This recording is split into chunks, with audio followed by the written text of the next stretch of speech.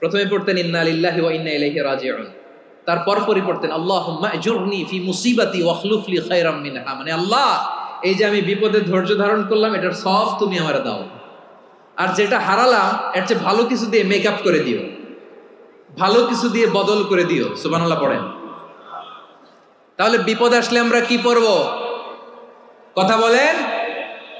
এই যে আমি শুয়েছিলাম, নাশিদ গাচ্ছিল ওরা, এদেশে পরস্পরে দেখা হলে দেয় সালাম, এদেশে আমজনতার হৃদয় জুড়ে পাকালাম, এদেশে বিপদ এলে সর্বজনে সর্বক্ষণে দোয়া পড়ে ইন্না লিল্লাহ। কি পড়ে?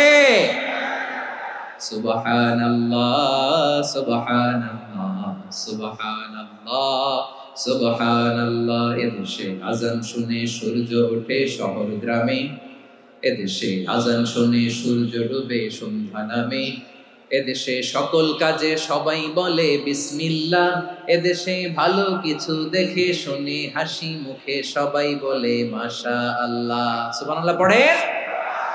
তাহলে বিপদ এলে আমরা কি পড়ি? কথা বুঝলে সবাই উত্তর দিতে হবে। বিপদ এলে কি পড়ি? তাহলে বিপদ এলেই আমরা এখন থেকে ইন্না লিল্লাহ করব, নাকি হাই হুতাশ করবেন? একদল আছে হাই হুতাশ করে, হায় আল্লাহ রে মোর কি হইল রে, মই কি হরমু রে, মই কমবে জামু রে, আছে না নাই?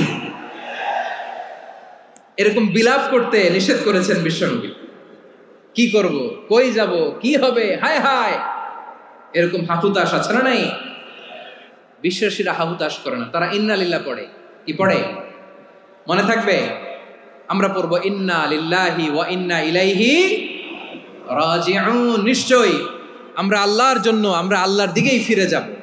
এরপর পড়ব আল্লাহুম্মা আজুরনি ফি মুসিবাতি ওয়াখলুফ লি খায়রাম মিনহা।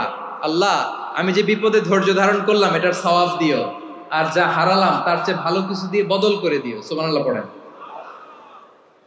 বিশ্বনবীর হাদিস শুনলেন উম্মে সালামা রাদিয়াল্লাহু তাআলা আনহা। ওনার স্বামী হলো আবু সালামা। মজার ঘটনা খেয়াল করে শুনেন। আমার প্রিয় কলিজার টুকরা ভাইয়েরা, কানগুলো খরগোশের কানের মতো খাড়া করে আমার দিকে তাকান। সাইয়্যিদাতুনা উম্মে সালামা রাদিয়াল্লাহু তাআলা আনহা, ওনার স্বামীর নাম আবু সালামা। শ্রেষ্ঠ দম্পতি, শ্রেষ্ঠ ফ্যামিলি। প্রথমে হিজরত করে